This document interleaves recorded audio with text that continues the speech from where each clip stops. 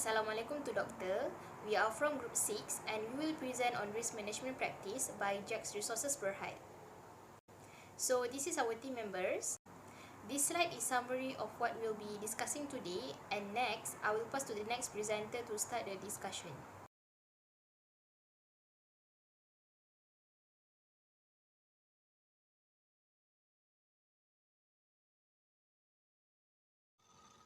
Hi, my name is Faizah Binti Mat Isa and my message number is 264830. Okay, first I will present about company background. JAKS Resources Berhad is a group of companies primarily engaged in the integrated towards industry and has emerged as Malaysia's most progressive enterprise. Founded in 1987 by Dato' Angkeng Seng, the group initially commenced operation as water supply contractor and other water-related works. Thereon, JAKS advanced pipe laying and reservoir construction work. On 25 October 2001, JAKS secured for a 10 years pipe supply contract from the Selangor State Government to undertake the testing, manufacturing and supply of pipe and fitting in Selangor, Putrajaya and Kuala Lumpur. Since then, JAKS further expanded its business into designing construction of several treatment facilities and amongst others.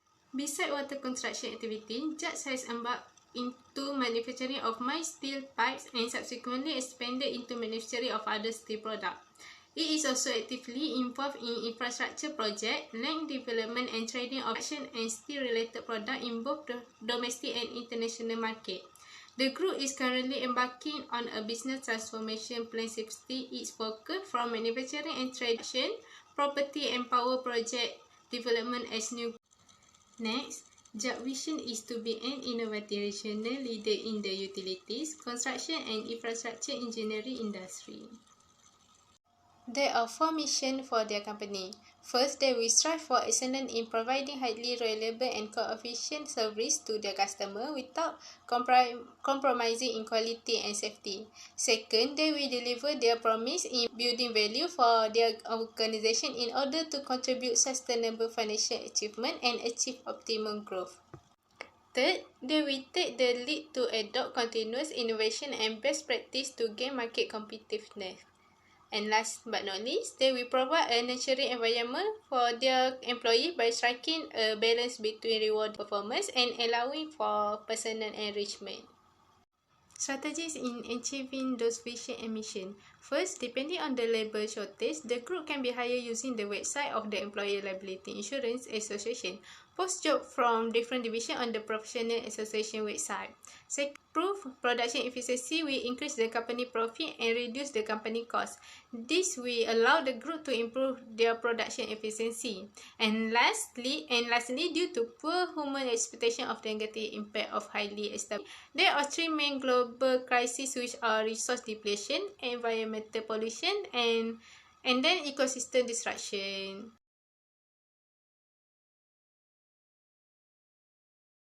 Internal environment of the company. First is board of director. One of the board's responsibility is to provide effective and impartial leadership to oversee the growth of the company, as well as to grow prudently, profitably, and sustainably in the best interest of stakeholders. Second is nominating committee. On a yearly basis, one of the other committee tasks is to analyze the efficacy of the board members' role, the management board, and the contribution of everyone. And lastly is ESG committee. On a routine basis, the Environment, Social and Governance Committee analyze and oversee the company's ESG procedure to guarantee compliance with statutory obligation. Okay, that's all from me, and I will pass to the next presenter. Thank you. Hello and Assalamualaikum. Thank you for the previous person. So my name is Fatin Binti Zanian. My metric number is 264786. So I will continue with the part of the risk identification. So there are several significant risks that we have identified. First is issue of pandemic COVID-19. Malaysia business economy activity has been impacted by the MCO adoption. So the group local construction activity has also been hampered by the COVID-19 epidemic and different MCO measures resulting in the work interruption, delay, increased MCO related expenses, supply chain disruption and labor and material shortage. So the second is interest rate risk, which is fixed rate deposit held by the group and the company with the licensed bank, as well as borrowing are subject to a risk of change in the fair value due to the fluctuation in the market interest rate. Next, variable rate borrowing of the group and the company are exposed to the risk of the cash flow version due to the change in the market interest rate. So the third is credit risk, and a group face credit risk when its customer or counterparty in a financial instrument does not live up to its contractual responsibility, which can result in a financial loss. For JAKS Resources Berhad, customer receivable and deposit with a bank and a financial institution are the main source of the group of credit risk exposure. This is a labour shortage and productivity issue. Since the COVID-19 outbreak, the group has been plagued with the labour shortage. Worker productivity had also been affected. Since those who test are positive for COVID-19 had to be quarantined for a specified length of time, and movement limitation caused a worker shortage. So the fifth risk that we identified is health and safety. In 2020, the group will continue vigilance and throughout monitoring of Haz.S standard and COVID-19 SOP across its operation. So their goal is to establish a safe working environment for employees and to foster responsibility for the safety and health at all levels of employees, particularly construction workers, in order to prevent accident and illness in the workplace. So lastly is environmental. Because of the nature of building activity, every project will have the influence on environment. So the DOE issue a minimum punishment of RM6,000 in financial year 2020 due to an erosion system failure, competent personnel availability, and the lack of a signboard for the influent number of the sewerage treatment plant in the Langat 2 WTP projects. Immediately corrective action was taken to resolve non-compliance. There are three techniques used to identify the risk. The first is brainstorming technique, that is entitled gathering all team members to spontaneously list forth ideas without overthinking them. Next is documentation techniques that were used to collect information and identify the risk that JAKS Resources Berhad group face. The last one is delphi technique, which is a list of needed information is sent to specialized and reply or collected. When we cannot locate the genuine solution and cannot make our own decision, we adopt the delphi technique. So next, the impact of risk on a mission and vision. First is the group aspire to be the best in the industry by offering highly dependable and cost-effective service to consumer without sacrificing quality or safety. So however, such condition can change fast and anticipated danger might arise at any position expected risk to the project. So accident might halt or postpone work, resulting in a decrease in productivity owing to low morale among group employees. This can expose the group project and the company to significant financial risk as a result of the cost involved with resolving an accident.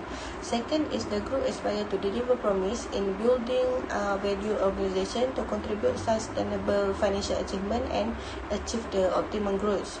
So however, as a result of labor shortage and productivity issue, when character layoff and diminished labor force may emerge when available work decrease and the sum of the fund owing from various project increase. So these difficulties are likely to have an adverse effect on intended production rate and timeliness, resulting in decreased productivity and project delay. As a result, it is not impossible for a company to incur considerable loss and fail to attain optimal growth. And last is the group wish to take the initiative in adopting ongoing innovation. This is also implies that they must invest much in a consistent innovation. As a result of the COVID-19 pandemic, the group may experience a funding crisis and may unable to get a bank loan.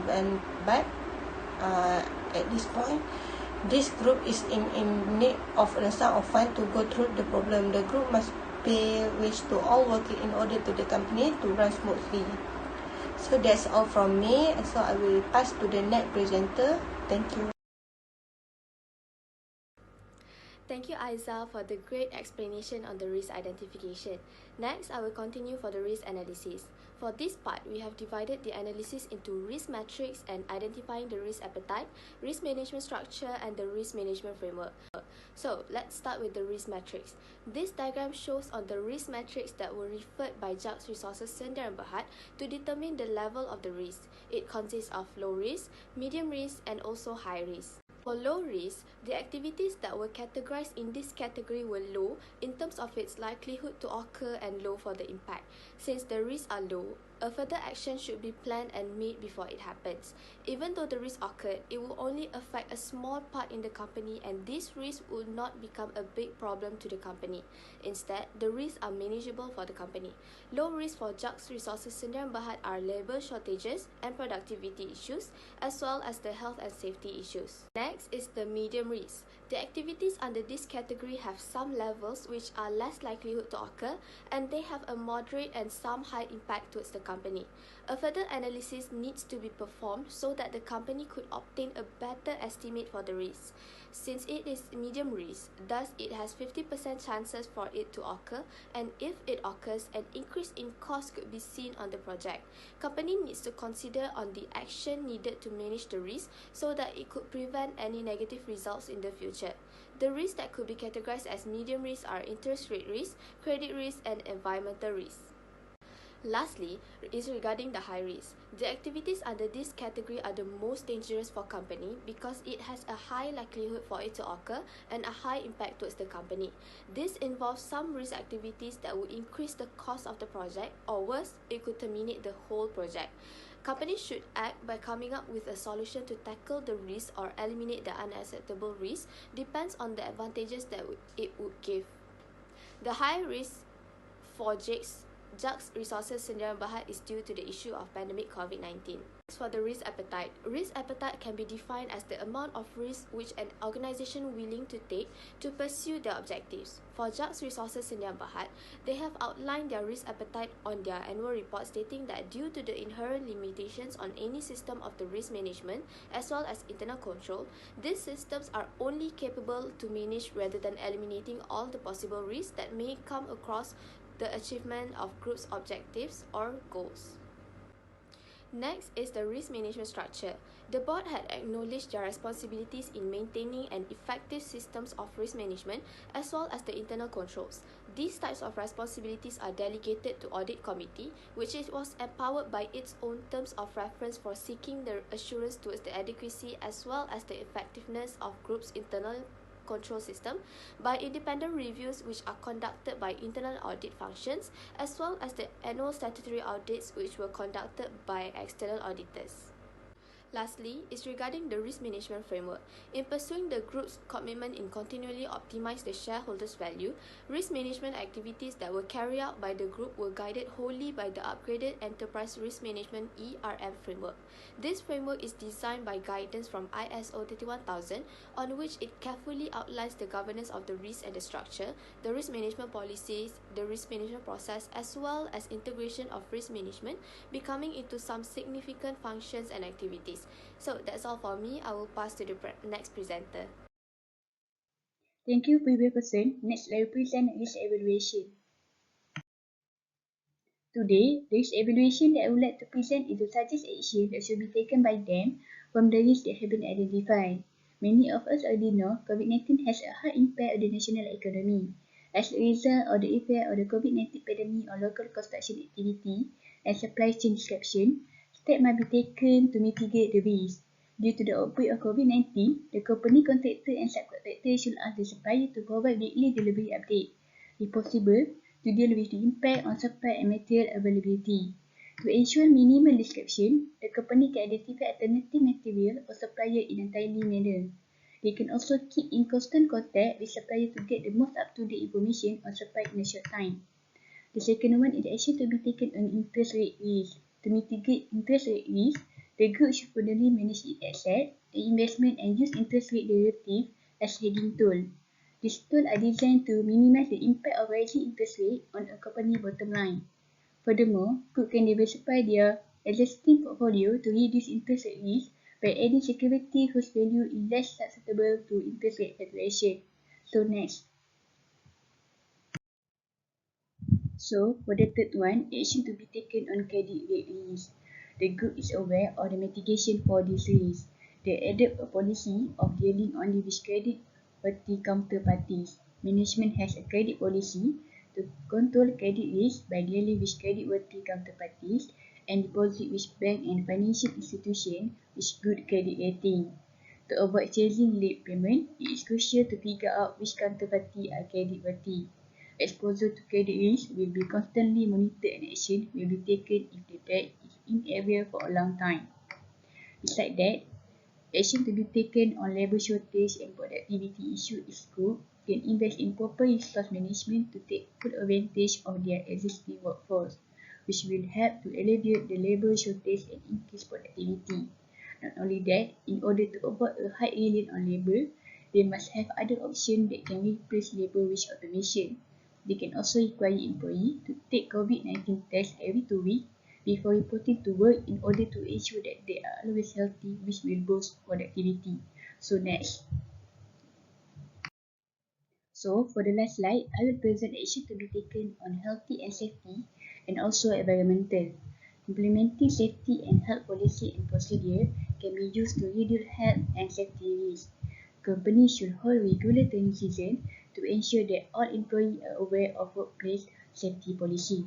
Group can also take advantage of mobile technology by uploading company safety and health policy to a mobile emergency management app that will give all employees access to important information anywhere, anytime when they desperately need it. Moreover, group can take action on environmental by limiting fuel usage, by minimizing fuel distance, reducing vehicle idling time, use greener or alternative fuel source, or use hybrid equipment to help reduce negative emission and pollutant to protect the environment. Last but not least, they can reduce the waste they generate by sending the construction and demolition debris to recycle and reuse in new projects, so with this alternative, the environment can be preserved. So that's all for me. I will pass to the next presenter. Thank you. Thank you to the previous presenter. My name is Faizah Binti Mat Isa, and I will continue to present on risk treatment. So in this slide, there are 4 suggestions on what JAKS Resources Berhad should do on the emergence of IR 4.0, increased competition and unexpected events such as COVID-19 pandemic to improve effectiveness of risk management practice. Firstly, JAKS Resources Berhad should appoint a leader to lead the risk management unit (RBU), such as appoint a chief risk officer (CRO), which he will be responsible for identifying and reducing serious competitive and business risks, regulatory and technical challenges to an organization's capital and earnings. Secondly, the management should set a risk management culture in the company. The company should be able to reduce the negative consequences while maximizing the benefit from the risk by being aware of the risk. Thirdly, all the stakeholders in the company must carry on watching and investigating. They should be ready to act when the time comes if you are proactive and regularly monitor your exposure. Risk management training is essential as part of this process, not just for the management, but for all workforce. Lastly, internal audit should incorporate a continuous audit technique to enhance or ensure risk management practice is working properly. Continuous auditing is widely used by internal auditors in this evolving technology era to conduct risk assessments regularly. This can comprehend the risk of the company. So the last part is conclusion. To conclude, JAKS Resources Group has survived from a very challenging 2020 COVID-19 global pandemic. Performance of group decreased. Internal environment elements in the suitability of risk management implementations has minimized the negative effect to the group. There are 6 significant risks that the company is facing and risk response towards identified risks. Lastly, JAKS Resources Group must take consideration and suggestions to improve the effectiveness of its risk management practice due to emergence of IR 4.0, increased competition, and unexpected events like COVID-19 pandemic. So that's all from us. Thank you.